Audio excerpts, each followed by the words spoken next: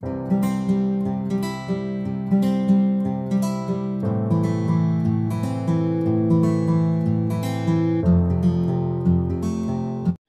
বন্ধু বান্ধৱীসকল, জাগৃতিলৈ আপোনালোকক স্বাগতম। আমি কৰ্মগতভাৱে ইণ্ডিয়ান হিষ্ট্ৰী পাৰ্টটো আলোচনা কৰি আছোঁ। বৰ্তমানলৈকে আমি 1947 চনত কেনেকৈ ভাৰত স্বাধীন হ'ল সেই সময়লৈকে আলোচনা কৰিলোঁ, কিন্তু মাজত কিছুমান বিষয় ৰৈ গৈছিল। সেইবিলাকৰ ভিতৰত ভাৰতীয় শিক্ষা অধিনিয়ম, অৰ্থাৎ ভাৰতীয় শিক্ষাৰ বিকাশত ইংৰাজীয়ে কেনেকৈ ভূমিকা গ্ৰহণ কৰিছিলে সেই বিষয়ে পঢ়িম, বা কি কি অধিনিয়ম আহিছিলে শিক্ষাৰ কাৰণে সেই অধিনিয়মসমূহৰ বিষয়ে পঢ়িবলৈ ৰৈ গৈছিলে। আজি আমি সেই ভাৰতীয় শিক্ষাৰ অধিনিয়মসমূহৰ বিষয়ে আলোচনা কৰিম। 1813 চনত ভাৰতীয় শিক্ষাৰ অধিনিয়ম বুলি এখন অধিনিয়ম আহিছিলে। সেই 1813 চনৰ যিখন এক্ট আহিছিলে সেইখনক আমি চাৰ্টাৰ এক্ট বুলিও জানো। সেই অনুসৰি সেই চাৰ্টাৰ এক্ট অনুসৰি 50,000 টকাৰ আবণ্টন জনোৱা হৈছিলে ভাৰতৰ বাৰ্ষিক খৰচৰ বাবে। তাৰে 1 লাখ টকা প্ৰত্যেক বছৰৰ বাবে আগবঢ়োৱা হৈছিল শিক্ষাৰ উন্নয়নৰ ক্ষেত্ৰত। তেতিয়াই 1813 চনতে 1 লাখ টকাকৈ খৰচ কৰাৰ কথা কৈছিলে, আৰু ইংৰাজসকলে বিশেষকৈ আধুনিক শিক্ষাৰ বিকাশৰ ক্ষেত্ৰত বিশেষভাৱে গুৰুত্ব দিছিলে। আৰু তাৰ পাছত 1833 চনত এখন এক্ট আহিছিলে। সেই সময়ত ভাৰতৰ গভৰ্ণৰ আছিলে উইলিয়াম বেণ্টিং। আমি যিজনৰ কথা আগতেও পাই আহিছোঁ উইলিয়াম বেণ্টিঙে ভাৰতীয় সমাজৰ শুধৰণিৰ ক্ষেত্ৰত বিশেষভাৱে কাম কৰিছিলে, আৰু তেওঁৰ সময়ত আছিলে ৰাজা ৰামমোহন ৰায়। ৰাজা ৰামমোহন ৰায়ৰ সহযোগত উইলিয়াম বেণ্টিঙে সতী প্ৰথা নাইকিয়া কৰিছিলে, আৰু ইয়াৰ উপৰিও শিক্ষাৰ ক্ষেত্ৰতো বহুত শুধৰণি কৰাৰ কথা কৈছিলে। সেই 1833 চনৰ যিখন শিক্ষা অধিনিয়ম আহিছিলে সেইখনৰ অনুসৰি প্ৰত্যেক বছৰে 10 লাখ টকাকৈ শিক্ষাৰ ক্ষেত্ৰত খৰচ কৰাৰ কথা কৈছিলে। প্ৰথম যেতিয়া 1813 চনত আহিছিলে তেতিয়া 1 লাখ টকা কৈছিলে প্ৰত্যেক, এইটো বাৰ্ষিক হিচাপত দেই, বাৰ্ষিক হিচাপত 1 লাখ টকাৰ কৈছিলে, আৰু যেতিয়া 1833 চনত আহিছিলে তেতিয়া 10 লাখ টকাৰ কথা কৈছিলে।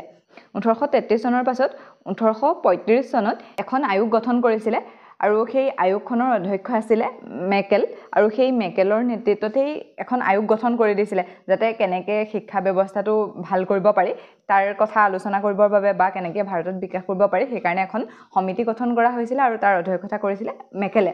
আৰু তেতিয়া মেকেলে কৈছিলে যে আমি যেতিয়া ভাৰতৰ শিক্ষাৰ ব্যৱস্থাটো উন্নয়নৰ কথা ভাবিছোঁৱেই, আমি ইংৰাজী শিক্ষাৰ বিকাশৰ ক্ষেত্ৰত কাম কৰিলে ভাল হ'ব। আৰু ইংৰাজী ভাষাৰ বিকাশৰ ক্ষেত্ৰত তেতিয়াৰ পৰা কাম কৰা হৈছিলে।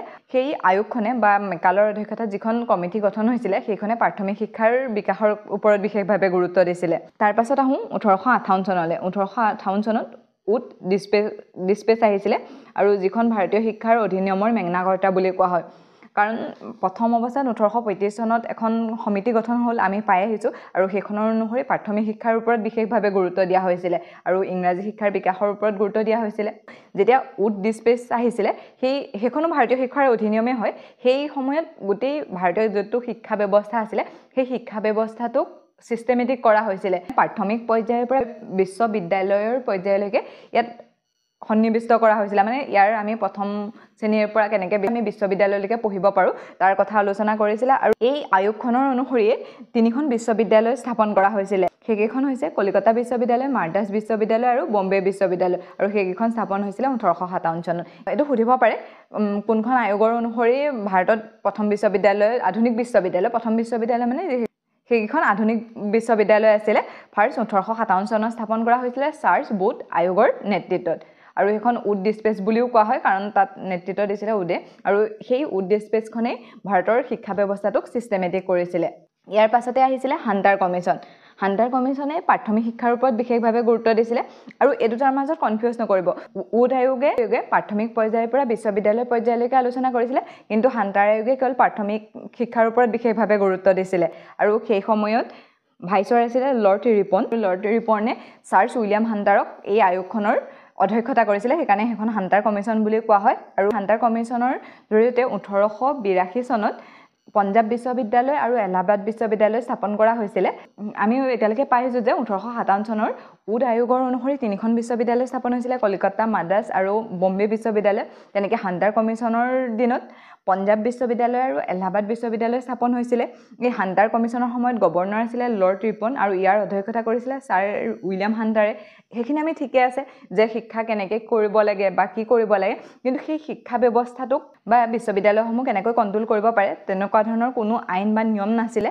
আৰু তেনেকৈ থাকি যেতিয়া 1902 চন হৈছিলে, আৰু সেই সময়ত গভৰ্ণৰ আছিলে লৰ্ড কাৰ্জন। সেই লৰ্ড কাৰ্জনৰ দিনতেই আমি পাইছোঁ বংগভংগ হৈছিলে 1905 চনত। সেই যিজন লৰ্ড কাৰ্জন আছিলে সেই লৰ্ড কাৰ্জনৰ দিনতেই 1902 চনত এখন বিশ্ববিদ্যালয় আয়োগ গঠন কৰা হৈছিল আৰু সেই বিশ্ববিদ্যালয় আয়োগখনক মানে এনেকুৱা দিয়া হৈছিল যে বিশ্ববিদ্যালয়সমূহে নিজে এক্সাম পাতিব পাৰিব, নিজে সিলেবাস ডিজাইন কৰিব পাৰিব আৰু অৰ্থাৎ মানে বিশ্ববিদ্যালয়সমূহ সম্পূৰ্ণ অধিকাৰ দিয়া হৈছিল।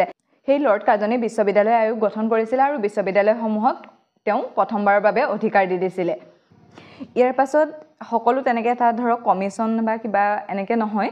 ইয়াৰ পাছত যিখিনি হৈছিলে সেইখিনি কোনোবা এজন ব্যক্তিগত জেগা বা কোনোবা এজন ব্যক্তিৰ দ্বাৰা হৈছিলে। আমি সেইখিনিও চাই লওঁ, সেইখিনিও ইম্পৰ্টেণ্ট হয়। 1906 চনৰ কথা। 1906 চনত গুজৰাটৰ এটা জেগা, গুজৰাটৰ সেই জেগাখিনিৰ নাম হৈছে বৰোদা ৰিয়াসত। সেই বৰোদা ৰিয়াসতৰ যিজন ৰজা আছিলে, মানে সেই সময়ত ধৰক কোনোবা এটা জেগাত কোনোবা এজন ৰজা থাকে, কোনোবা এটা জেগাত কোনোবা এজন থাকে। সেই ৰজাই প্ৰাথমিক শিক্ষাক বাধ্যতামূলক কৰিছিলে, যাতে মানে তেওঁলোকৰ তাত যিমানখিনি ল'ৰা ছোৱালী আছে সেই ল'ৰা ছোৱালীখিনিয়ে সকলোৱে বিনামূলীয়া আৰু বাধ্যতামূলক শিক্ষা পায়, তাৰ প্ৰতি গুৰুত্ব দিয়া হৈছিলে। পৃথিৱীত প্ৰথম জামানৰ যিখিনি পচা নামৰ জেগা আছে, সেই পচা নামৰ জেগাখিনিত শিক্ষাক বাধ্যতামূলক কৰা হৈছিলে। সুধিব পাৰে ভাৰতত ক'ত কৰা হৈছিলে? ভাৰতত বৰোদা ৰিয়াসত, অৰ্থাৎ গুজৰাটৰ যিখিনি বৰোদা ৰিয়াসত নামৰ জেগা আছে তাত কৰা হৈছিলে। আৰু পৃথিৱীৰ ভিতৰত জামানীৰ পচা নামৰ জেগাখিনিত ফাৰ্ষ্ট শিক্ষাক বাধ্যতামূলক কৰা হৈছিলে। ঠিক আছে। তেনেদৰে 1916 চনৰ কথা। 16 চনত প্ৰথম ভাৰতৰ যিখন মহিলা বিশ্ববিদ্যালয় আছিলে, সেই মহিলা বিশ্ববিদ্যালয়খন স্থাপন হৈছিলে আৰু যিখনৰ নাম আছিলে শ্ৰীমতী নাথীবাই দামোদৰ থাকাৰচি মহিলা বিশ্ববিদ্যালয়, বা সেইখনক ভাৰতীয় বিশ্ববিদ্যালয় নামেৰেও জনা যায়। সেইখন স্থাপন কৰিছিলে কেশৱ কাৰ্বে নামৰ যিজন সমাজ সংস্কাৰক আছিলে, নেতৃত্বতে সেই বিশ্ববিদ্যালয়খন স্থাপন হৈছিলে। 1917 চনত পুনৰ এখন বিশ্ববিদ্যালয় আয়োগ গঠন কৰা হৈছিলে। কেনেকৈ বিশ্ববিদ্যালয়সমূহে কাম কৰিব বা আগতকৈ কেনেকৈ ভালকৈ কাম কৰিব পাৰি সেই লৈ এখন পুনৰ আয়োগ গঠন কৰা হৈছিলে, যিখনৰ নাম আছিলে চেডেলাৰ আয়োগ। আৰু সেই চেডেলাৰ আয়োগক কলিকতা বিশ্ববিদ্যালয়ৰ আয়োগ নামেৰেও জনা যায়। এই আয়োগখনৰ অনুসৰি যেতিয়া 12 পাছ কৰা হয়, অৰ্থাৎ মানে হাই ছেকেণ্ডেৰী পাছ কৰাৰ পাছত যিখিনি বিশ্ববিদ্যালয়ৰ শিক্ষা ল'ব, সেই বিশ্ববিদ্যালয়ৰ শিক্ষাখিনি শিক্ষাৰ্থীয়ে নিজৰ ইচ্ছা অনুসৰি ল'ব পাৰিব। মানে তাত এনেকুৱা প্ৰেছাৰ নাই যে তুমি এইটোৱে পঢ়িব লাগিব, যে এতিয়া আমি যেনেকৈ মেজৰ ছাবজেক্ট লৈ কোনোবা এটা বিষয় পঢ়োঁ, সেই কথাটো সেই চেডেলাৰ আয়োগৰ পৰা আহিছিলে। তেওঁলোকে কৈছিলে যে যেতিয়া হাই ছেকেণ্ডেৰী পাছ কৰিব তাৰপিছত শিক্ষাৰ্থীয়ে নিজৰ ইচ্ছাৰ মতে এটা বিষয় লৈ পঢ়িব পাৰিব। 1921 চনত ৰবীন্দ্ৰনাথ ঠাকুৰে শান্তি নিকেতন স্থাপন কৰিছিলে। ভাৰতীয় বিশ্ববিদ্যালয়সমূহৰ পৰীক্ষা আৰু শিক্ষাৰ বিষয় উন্নত কৰিবৰ বাবে 1948 চনত ডক্টৰ সৰ্বপল্লী ৰাধাকৃষ্ণনৰ অধ্যক্ষতাত ৰাধাকৃষ্ণন আয়োগ গঠন কৰা হৈছিলে। আৰু সেই আয়োগখনক UGC, আমি যিখন UGC বুলি কওঁ সেই UGC বুলি কোৱা হয়, অৰ্থাৎ ইউনিভাৰ্চিটি জ্ঞান কমিশ্যন স্থাপন কৰা হৈছিলে। ইয়াৰ পাছত অৰ্থাৎ 1964 চনত দৌলত সিং কোঠাৰী আয়োগ গঠন হৈছিলে আৰু সেইখন স্বাধীনতাৰ পাছৰ হয়। আৰু সেইখনৰ অনুসৰি যিটো আমাৰ বৰ্তমানৰ ব্যৱস্থা 10+2+3, অৰ্থাৎ 10লৈকে মানে 10 বছৰ, তাৰপিছত 2 বছৰ, তাৰপিছত 3 বছৰ, সেই ছিষ্টেমটো সেই দৌলত সিং কোঠাৰী আয়োগৰ দ্বাৰা হৈছিলে। ইয়াৰ অধ্যক্ষতা কৰিছিলে দৌলত সিং কোঠাৰী আৰু তেওঁৰ নামেৰে আয়োগখনৰ নামো দৌলত সিং কোঠাৰী হৈছিলে। ঠিক আছে, আজিৰ ইম্পৰ্টেণ্টকেইটা এবাৰ চাই লওঁ। 1813 চনত ভাৰতীয় শিক্ষাৰ এখন অধিনিয়ম আহিছিলে, যিটো আছিলে ৰাজপৃষ্ঠপোষকতাত শিক্ষাৰ ক্ষেত্ৰত প্ৰথম পদক্ষেপ। আৰু ইয়াৰ জৰিয়তে প্ৰত্যেক বছৰে মানে 1 লাখ টকা ভাৰতীয় শিক্ষাৰ নামত খৰচ কৰাৰ কথা কৈছিলে। তেনেদৰে 1833 চনত এখন অধিনিয়ম আহিছিলে আৰু সেই সময়ত গভৰ্ণৰ আছিলে লৰ্ড উইলিয়াম বেণ্টিং। আৰু উইলিয়াম বেণ্টিঙে ভাৰতীয় সমাজৰ কাৰণে বহুতো কাম কৰিছিলে। সেইবিলাকৰ ভিতৰত সতী প্ৰথাৰ বিলুপ্তিৰ ক্ষেত্ৰত তেওঁলোকে কাম কৰিছিলে।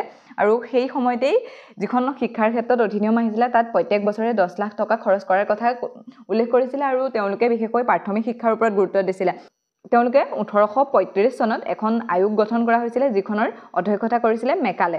আৰু সেই মেকালৰ অধ্যক্ষতাত কৰি তেওঁ কৈছিলে যে আমি যেতিয়া ভাৰতত শিক্ষাৰ বিকাশ কৰিবলৈ লৈছোঁ, আমি ইংৰাজী শিক্ষাৰ বিকাশত বিশেষ পোষকতা কৰিব লাগে। তাৰপিছত 1858 চনত উদ্দিস্পেচ আহিছিলে আৰু সেইখনৰ অনুসৰি প্ৰাথমিক পৰ্যায়ৰ পৰা বিশ্ববিদ্যালয় পৰ্যায়লৈকে সকলোবিলাক শিক্ষাক সামৰি লৈছিলে। আৰু এই উদ্দিস্পেচনখনকেই ভাৰতীয় শিক্ষাৰ মেগনা কাৰ্টা বুলি কোৱা হয়। এওঁলোকে ভাৰতীয় শিক্ষা ব্যৱস্থাটো ছিষ্টেমেটিক কৰিছিলে। আৰু ইয়াৰ অধীনতেই 1857 চনত কলকাতা, মাদ্ৰাজ আৰু বম্বে বিশ্ববিদ্যালয় স্থাপন হৈছিলে।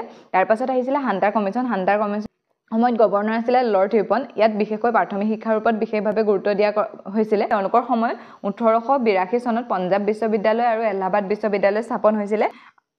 তাৰপাছত বিশ্ববিদ্যালয়সমূহৰ কণ্ট্ৰোল বা নিয়ন্ত্ৰণ কৰিবৰ বাবে এখন আয়োগ গঠন কৰা হৈছিলে, যিখন গঠন হৈছিলে 1902 চনত। আৰু সেই সময়ত গভৰ্ণৰ আছিলে লৰ্ড কাৰ্জন। লৰ্ড কাৰ্জনে ভাৰতীয় বিশ্ববিদ্যালয়সমূহক সম্পূৰ্ণ স্বাধীনতা দি দিছিলে। তেওঁলোকে সকলো ক্ষেত্ৰতে স্বতন্ত্ৰভাৱে কাম কৰিব পাৰিব বুলি কৈছিলে। 1906 চনত বৰোদা ৰাজ্যই, অৰ্থাৎ বৰ্তমানৰ গুজৰাটৰ বৰোদা ৰাজ্যই ল'ৰা ছোৱালীৰ কাৰণে প্ৰাথমিক শিক্ষা বাধ্যতামূলক কৰিছিলে। 1916 চনত প্ৰথমখন ভাৰতৰ মহিলা বিশ্ববিদ্যালয় স্থাপন হৈছিলে। সেইখন স্থাপন হৈছিলে কেশৱ কাৰ্বেৰ দ্বাৰা। 1917 চনত পুনৰ এখন বিশ্ববিদ্যালয় আয়োগ গঠন কৰা হৈছিলে।